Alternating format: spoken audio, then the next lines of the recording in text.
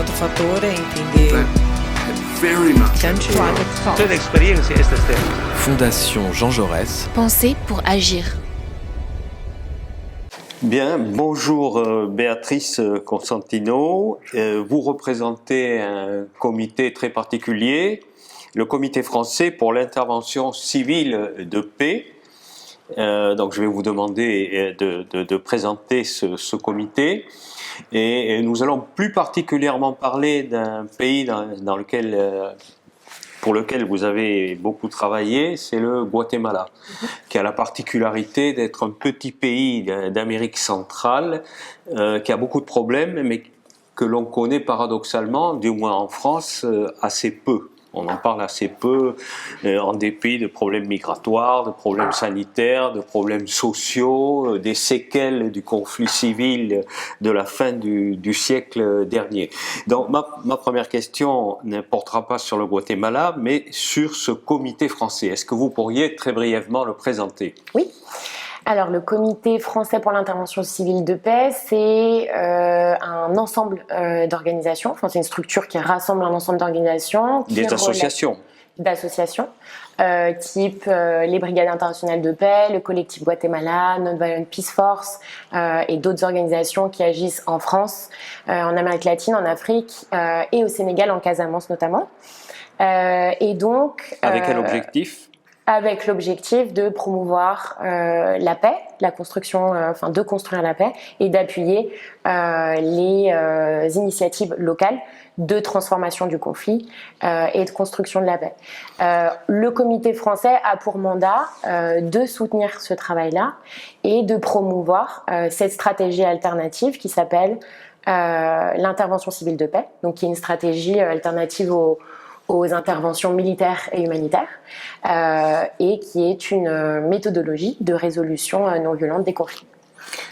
Alors, on va essayer de rentrer dans le concret pour comprendre un peu mieux ce que vous faites au Guatemala, par exemple. Alors, oui. Au Guatemala, il y a eu un conflit dont les séquelles ne sont pas réglées, mais on ne peut pas comparer la situation du Guatemala à celle de la Syrie. Pour prendre un exemple que tout le monde connaît. Et alors, en quoi consiste l'intervention civile de paix dans un pays, le Guatemala, qui effectivement a beaucoup de problèmes, des problèmes de stabilité, de respect des règles démocratiques. L'année dernière, au mois de novembre, il y a eu des affrontements assez violents dans la capitale, le Parlement a brûlé, etc. La suite de projets de loi budgétaires que proposait le gouvernement qui visait à réduire les portefeuilles sociaux pour augmenter les indemnités des parlementaires. Alors, c'est regrettable. Ce sont des choses contestables, ce sont des choses qu'il est possible d'aider à modifier, j'imagine, mais on n'est pas exactement dans une situation de guerre. Complètement. Alors, qu'est-ce que vous faites exactement comme intervention civile de paix dans ce contexte au Guatemala ? Alors, l'intervention civile de paix peut être déployée dans différents types de contextes, justement dans des contextes de guerre, dans des contextes post-conflit ou dans des contextes qui relèvent ni de l'un ni de l'autre, des contextes type États-Unis, dans le Minnesota, au moment des dernières élections pour protéger par exemple le droit de vote. Dans ce cas-là, on intervient à la demande d'acteurs et d'actrices locaux pour protéger les personnes défenseurs des droits humains qui sont menacées ou qui craignent l'être pour le travail qu'elles sont en train d'effectuer, de construction d'un état de paix, de mise en place des accords de paix, de effectivité de la justice sociale et d'un état multiculturel. Donc là, l'intervention civile de paix en tant que telle peut se décliner et peut s'appliquer dans différents contextes et s'adapte au contexte précis. Et alors au Guatemala ? Au Guatemala, c'est donc des acteurs de paix locaux, des personnes défenseurs des droits humains, qui ont demandé à ce qu'une mission d'intervention civile de paix soit déployée au Guatemala pour les protéger. L'objectif, c'est d'exercer un effet dissuasif dans l'usage de la violence perpétrés à l'encontre de ces personnes-là. Le constat, c'est que au Guatemala aujourd'hui, après le conflit, il y a des personnes qui reconnues comme des personnes défenseurs des droits humains, qui se battent pour les choses qu'on vient d'évoquer et qui sont menacées pour le travail qu'elles font par différents acteurs. Et vous, par exemple, vous travaillez sur quel dossier au Guatemala? Alors nous, on travaille sur, donc déjà l'organisation avec laquelle je suis partie s'appelle ACOGUATE, donc c'est une ONG d'accompagnement international qui relève de cette stratégie et qui effectue son travail au Guatemala. Nous, on travaille avec, par exemple, moi j'étais dans la partie, je travaillais avec la partie, toutes les organisations de la partie est du pays qui avaient demandé un accompagnement. Donc concrètement, on a un buffet juridique qui se trouve. Un buffet cabinet. Oui, c'est en espagnol Bufete Jurídico Popular de Rabinal, donc c'est un cabinet juridique qui se trouve dans le département de Baja Verapaz et qui représente par exemple 36 femmes survivantes de crimes de violence sexuelle durant le conflit armé. Donc là, par exemple, dans ce cas-là, on accompagne et le cabinet juridique et les 36 femmes. Pour que le crime soit reconnu et réparé si possible, indemnisé. Exactement. En fait, la lutte que il et elles sont en train de mener à bien actuellement, c'est une lutte par la voie juridique. C'est pour que les crimes de violence sexuelle auxquels elles ont survécu soient reconnus et jugés comme crimes de guerre, crimes contre l'humanité et génocide. Et alors, depuis la France, vous envoyez quel genre de personnes, quel profil ont les personnes qui partent pour dissuader justement ceux qui veulent faire pression sur ces femmes, par exemple? Alors, les types de personnes qu'on envoie, alors les profils peuvent être assez variés. Ouais. La sélection est assez particulière aussi, c'est assez intégral. Donc, on va prendre en compte le parcours, bien sûr, mais aussi la personnalité, la capacité aussi à vivre dans des zones à risque, la capacité d'être dans la confidentialité par exemple. C'est des personnes qui sont très bien formées à l'analyse des conflits aussi, à l'analyse sécuritaire, etc. Et qui aussi, en tout cas c'est ce qu'on m'a dit au moment d'un entretien, qui ont une certaine forme de force émotionnelle aussi pour être capable d'absorber les vécus, le contexte, etc. Duquel on est témoin. Donc voilà, c'est des profils généralement de toute façon qui ont fait de la géopolitique, de la sécurité internationale, des relations internationales, de la science politique. Ils ne sont pas nécessairement des juristes. Non. Nous, ce qu'on fait, c'est que on est non ingérant, c'est-à-dire que déjà on n'intervient pas dans les stratégies internes des organisations que l'on accompagne. Nous, on est là uniquement pour faire émerger ou développer et élargir un espace de sécurité que l'on considère comme une condition sine qua non pour faire ce travail. Alors, c'est décliné en différentes choses. On propose un accompagnement physique. Donc, par exemple, pour les femmes Maya-Hachi dont je vous parlais tout à l'heure, ces personnes-là, au moment d'aller dans les cours, au moment où elles viennent apporter leur témoignage, elles sont menacées, elles sont intimidées par différents types d'acteurs, mais notamment quand on est au tribunal. D'accord. Les familles des perpétrateurs viennent pour intimider les personnes. Il n'y a pas que les familles, il y a aussi des personnes qui sont payées pour les intimider, pour qu'elles ne donnent pas leur témoignage. Pas, oui. Donc nous, par exemple, dans un cadre comme celui-ci, de procès, on est là pour faire barrière, pour repérer les acteurs et les actrices qui agissent en leur défaveur, qui les menacent, qui les intimident, et donc pour assurer une certaine protection et une situation de sécurité à ces personnes au niveau objectif, donc juste en Mais séparant, ce sont donc exemple. des sortes d'accompagnateurs aussi. On est des accompagnateurs et des accompagnatrices internationaux. Mais non armés. Non armés. Il y a uniquement un envoi de personnes civiles et de personnes non armées. Et en fait, l'arme, entre guillemets, qu'on a, c'est notre présence, et une présence proactive qui, du coup, dissuade de l'usage de la violence. Mais alors, pour être dissuasif, ce processus, cette façon d'agir, suppose une certaine publicité avant votre arrivée. Exact. Comment ça se passe? C'est pas tant de la publicité. Faire connaître. Bien sûr. Alors en fait, déjà pour commencer, le moment où on nous demande de rentrer dans le pays et le moment où on commence à accompagner, Oui. il y a beaucoup d'années qui s'écoulent. On a des processus hyper longs et approfondis d'analyse, etc. Voir est-ce que, au vu des acteurs, au vu du contexte, on peut avoir un effet dissuasif ou est-ce qu'on ne peut pas en avoir, quels seraient nos alliés sur place, quels seraient nos alliés à l'étranger. Donc il y a un processus d'analyse très très long. Ça suppose aussi une information auprès des autorités locales. Complètement. Et ça fait partie.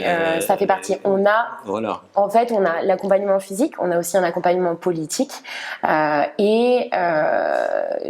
Bon, ça je vais pas tout de suite développer cette partie-là, mais évidemment, dès qu'on arrive dans un territoire, on informe de notre présence, de ce qu'on va faire, et une des conditions, c'est qu'on soit très transparent sur le travail qu'on est en train d'effectuer auprès des autorités. Et quelle est la réaction par exemple au Guatemala, quelle a été la réaction des pouvoirs officiels? Officiellement, parce qu'ils peuvent vous refuser, ils peuvent vous expulser, ils peuvent refuser éventuellement un accès au Guatemala. Exactement. Vous refouler, enfin j'en sais rien. Exactement. Alors très concrètement, nous on arrive à continuer à être là-bas et ça fait plusieurs années qu'on est là-bas. Après c'est vrai que aux frontières, etc. Quand on sort du pays ou quand on rentre pour la première fois, mais quand on sort pour y rentrer, c'est vrai que le passage de la frontière est toujours un petit peu compliqué. On ne sait pas trop si on va faire face à quelques problèmes, si on va être retenu à la frontière. Dans les deux sens, à l'arrivée comme au départ? Pas au départ. Généralement pas au départ. D'accord. En tout cas, c'est pas, j'ai jamais entendu ça et moi j'ai pas eu de problème à ce niveau-là. Mais non, officiellement en fait, soit les autorités sont en inaction par rapport à nous, soit ça va se faire de façon un petit peu détournée. Mais pour ça, nous on blinde aussi notre sécurité, on blinde notre discours, etc. Pour sécuriser déjà notre présence, et la sécurisation de notre présence à nous est essentielle pour sécuriser l'espace de travail. J'imagine que vous informez également l'ambassade de France. Bien sûr. On a des réunions régulières avec les ambassades, notamment les ambassades des pays de provenance des volontaires qui sont envoyés. Et avec d'autres ambassades, par exemple, quand on protège des personnes défenseurs des droits à la terre et au territoire et qui luttent contre la violation de leurs droits par des entreprises venant du Canada, par exemple, on va essayer de s'entretenir avec les ambassades canadiennes. Par contre, ce qui est important, c'est qu'on ne dénonce pas, mais on exprime des préoccupations. Et ce qu'on essaye de faire au maximum aussi, c'est de créer un espace dans lequel les personnes défenseurs, qui le demandent et qui le souhaitent bien sûr, parlent directement avec les ambassades ou les différents acteurs et actrices. Et alors, pour rester sur le terrain du concret, le cas du Guatemala, vous avez été sollicité par des organisations guatémaltèques ou ce sont des groupes de personnes qui s'intéressent au Guatemala qui ont pris les devants depuis la France? Comment ça s'est passé? Non, c'est des personnes, c'est une des bases de notre travail, c'est que c'est uniquement les acteurs locaux qui sollicitent et qui peuvent solliciter l'accompagnement international. Mais comment est-ce qu'ils ont connaissance de votre existence? Alors, ça fait beaucoup d'années qu'on est au Guatemala, donc là, je vais pas jusque-là dans l'historique que j'ai, mais j'imagine que c'est connu à travers d'autres organisations ou des institutions ou des organisations internationales locales. Après, ça fait très très longtemps, donc honnêtement. Donc il y a une médiation par des personnes qui vont voir des organisations locales qui, elles, ont un carnet d'adresses d'organisations amies à l'étranger. Très honnêtement, je veux pas ne pas dire ce qui s'est vraiment passé. Donc très concrètement, je sais pas comment ça s'est passé. En tout cas, oui, il y a du réseau entre les organisations nationales, internationales, mais qui agissent au Guatemala. Et du coup, cette stratégie qui est connue et qui a eu beaucoup de succès pour le coup dans les années 80 et qui s'est plus développée dans les années 90, devait être connue d'acteurs locaux. Et c'est comme ça que s'est relayée l'information et que la demande a été faite. Et aussi en prenant l'exemple sur d'autres pays, par exemple, sur des projets qu'on a ouverts, pas avec ACOGuate, mais par exemple avec les brigades internationales de paix. On a des projets en Colombie, au Honduras, au Guatemala, etc. J'imagine aussi que la société civile locale s'inspire aussi du travail des sociétés civiles étrangères et qui ont pu peut-être bénéficier d'un accompagnement protecteur. J'imagine.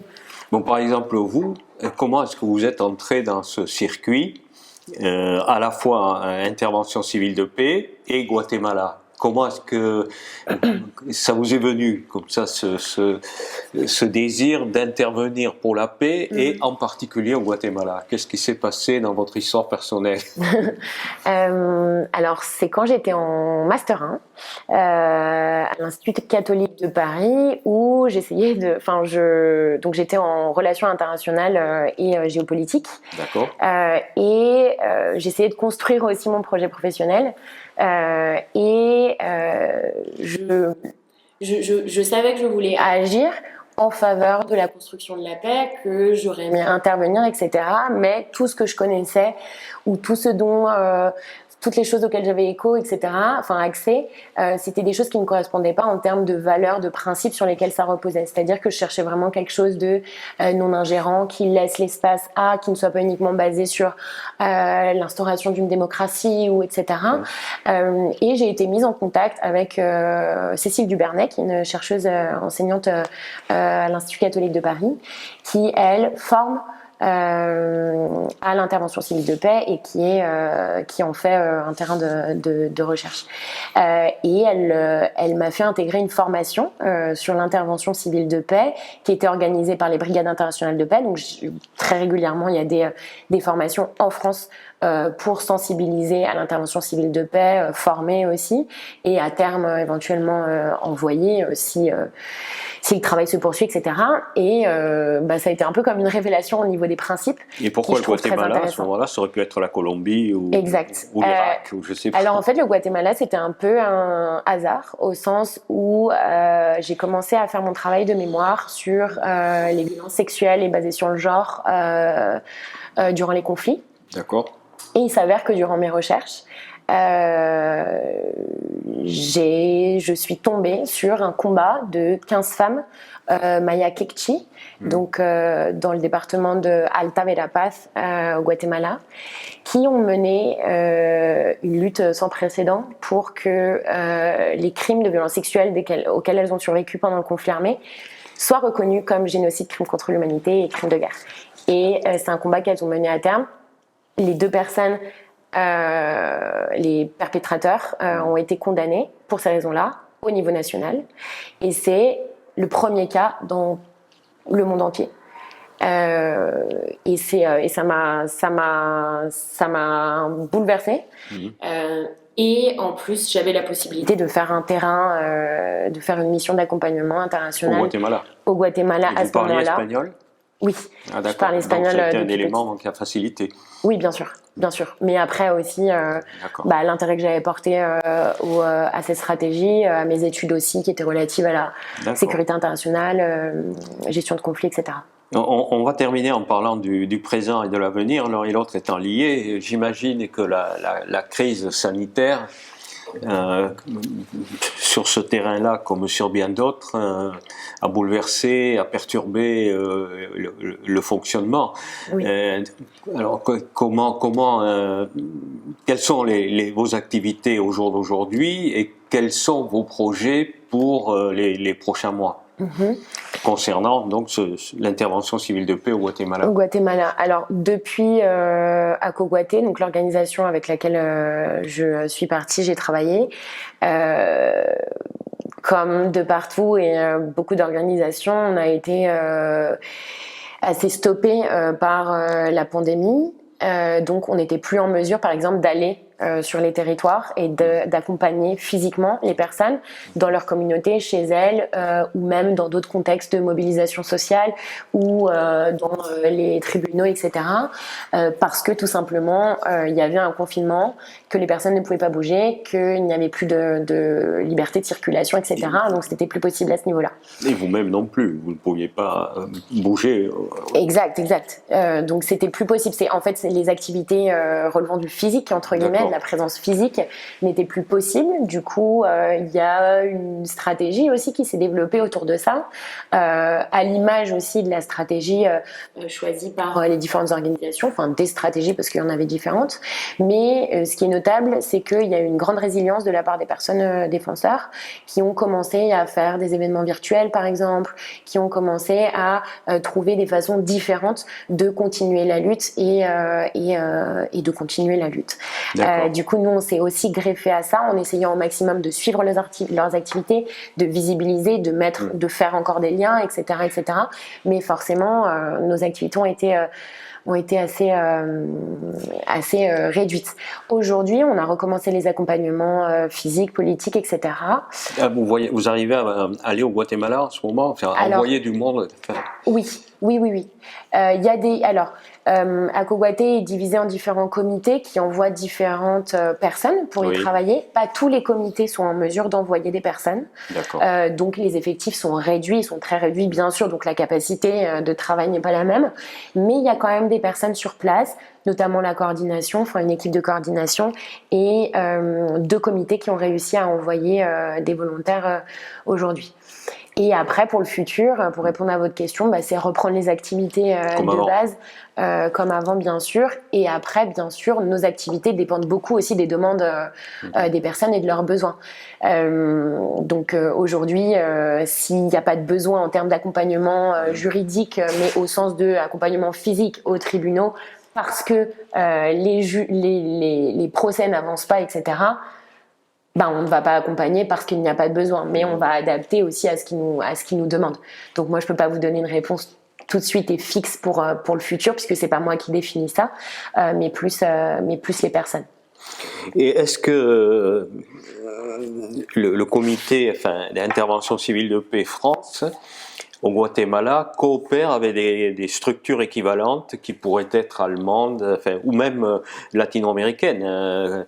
Le comité d'intervention civile de paix? Des comités qui sont d'autres pays et qui pourraient, par exemple, pendant la situation de pandémie, se déplacer au Guatemala alors que les Européens ne peuvent plus.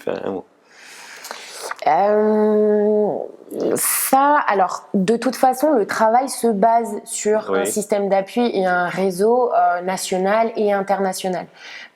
Donc ça, c'est déjà le cas. En revanche, je n'ai pas eu d'écho d'organisations qui pouvaient quand même se déplacer, rentrer dans le pays et accompagner. D'autant que les personnes qu'on envoie sur le terrain, même pour protéger les personnes, sont des personnes qui, au préalable, sont formées aussi par notre organisation. Et il y a aussi tout un système et un climat de confiance à instaurer avec les personnes. Et on ne peut pas non plus envoyer d'autres structures qui ne font pas ce travail-là, faire le travail qu'on est en train de faire. Donc voilà. Après, bien sûr qu'il y a un réseau qui s'est mis en place, mais plus au niveau de la visibilisation des actions, du soutien. Mais pendant le confinement, pas de présence proactive, en tout cas pas d'accompagnement physique. Bien, écoutez, je vous remercie pour toutes ces informations. On va suivre vos activités. Dans la petite conversation préalable que nous avons eue, vous m'aviez dit que en période normale, il vous arrive d'inviter des personnes des pays sur lesquels vous travaillez, donc dans ce cas d'espèce ici, des femmes du Guatemala. Lorsque la situation le permettra, j'espère que nous pourrons les recevoir ici dans cette salle pour avoir un échange non seulement entre tous les deux, mais surtout avec un public plus large. Super. Voilà. Merci beaucoup. Je vous en prie.